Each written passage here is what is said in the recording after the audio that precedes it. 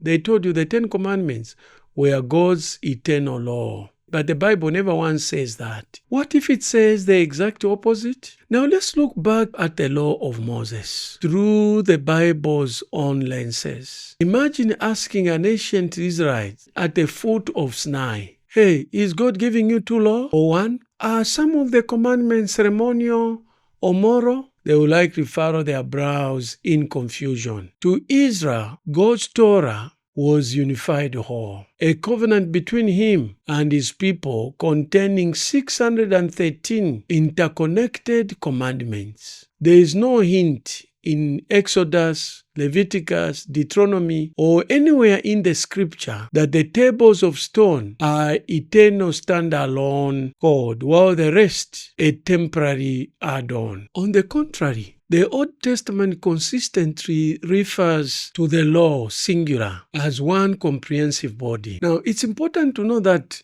there is nowhere in the Bible where the law is divided into 2 or 3 parts. There is nowhere in the scripture where the terms moral law and ceremonial laws are found. From scripture, it appears the law was one indivisible unit. Welcome to Tell Me Dr. K, a channel on which we discuss matters of theological nature, no matter how complex, difficult, or uncomfortable they might be. Because on Tell Me Dr. K, no question, no topic is off limit. In the Old Testament, Joshua speaks of the law as one unit. Doesn't Paul do the same? In Galatians chapter 5 verse 3, every man who lets himself be circumcised is obligated to obey the whole law. That's right, the whole law. The Bible doesn't chop up the Torah into separate moral and ceremonial law when discussing its validity.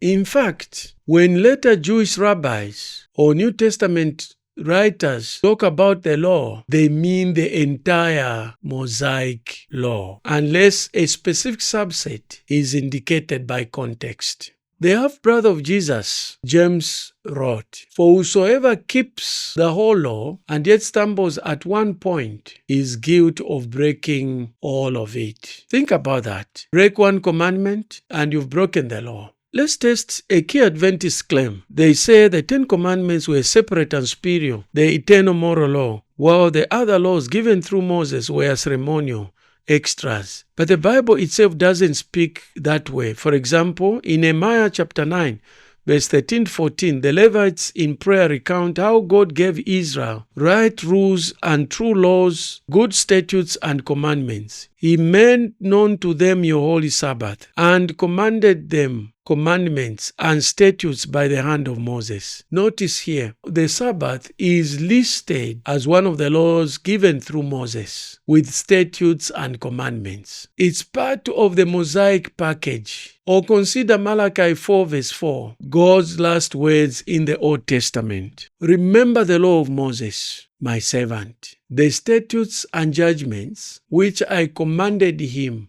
at Horeb for all Israel." There is no internal separation. It's all the law of Moses. Even the 10 Commandments are called the words of the covenant, written on stone. Exodus 34 verse 28 constitutes the terms of the Old Covenant. They were the heart of the covenant, not above it. If you are enjoying this expose, kindly do me a favor, like, subscribe, and smash the notice bell so that when I upload the next episode, you will receive a notification. If you have any questions, you are seeking clarifications, kindly do so in the comments below. If you don't agree with me, you also put your comments below, but be very clear about your arguments. Don't just give a general statement. Provide the verses of what you are saying. Don't just give me logic and arguments without a theological basis. The early Adventists saw this clearly. One former Adventist minister noted with irony, moral law, ceremonial law. Adventists use these terms as freely as though the Bible was full of them. If there were 2 distinct laws given to Israel, so opposite in nature, it is strange that there is no record of it, no reference to it in the Bible. Even the leading Adventists of the 19th century, G.I. Bartra, considered the law among the Jews generally included the 5 books of Moses. Does include the whole system, moral, ritual, typical, and civil. In other ways, the Jews saw the law as one unified system, exactly what the scripture indicates. The New Testament reinforces this unity. The Apostle Paul warns the Galatian Christians who were tempted to adopt bits of the Mosaic law, like circumcision. He said, I testify again to every man who accepts circumcision that is obligated to keep the whole law. It's all or nothing. You cannot slice the law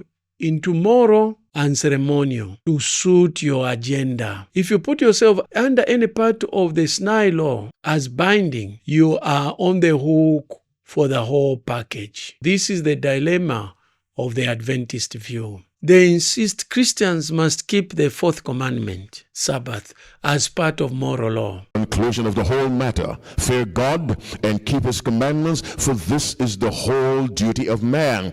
That duty extended before Adam sinned.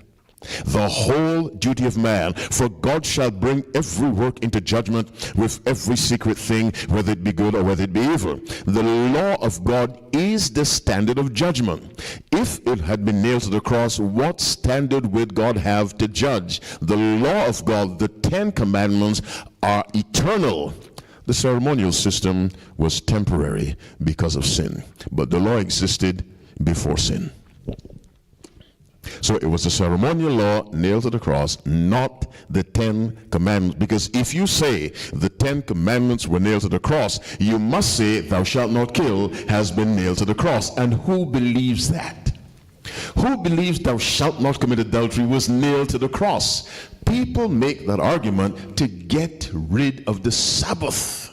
Yet Paul's principles says if you claim that obligation, you are bound to everything in the Torah. You cannot just pick the Sabbath and toss the rest. The covenant doesn't work that way. In fact, in the New Testament, the word law, Greek nomos, is almost entirely singular when referring to the law of Moses, underscoring its unity. So when Christ and the apostles are talking about the law, they mean the entire body of commandments, all the 613 commandments given through Moses. Jesus never spoke of a ceremonial law versus moral law. That terminology was a concept developed later by Catholic scholars like Thomas Aquinas, and then later on adopted by the early Adventist leaders. It's a theological construct, not a revealed truth of Scripture. So what does this mean? It means the Adventist and broader Christian notion of splitting the Mosaic law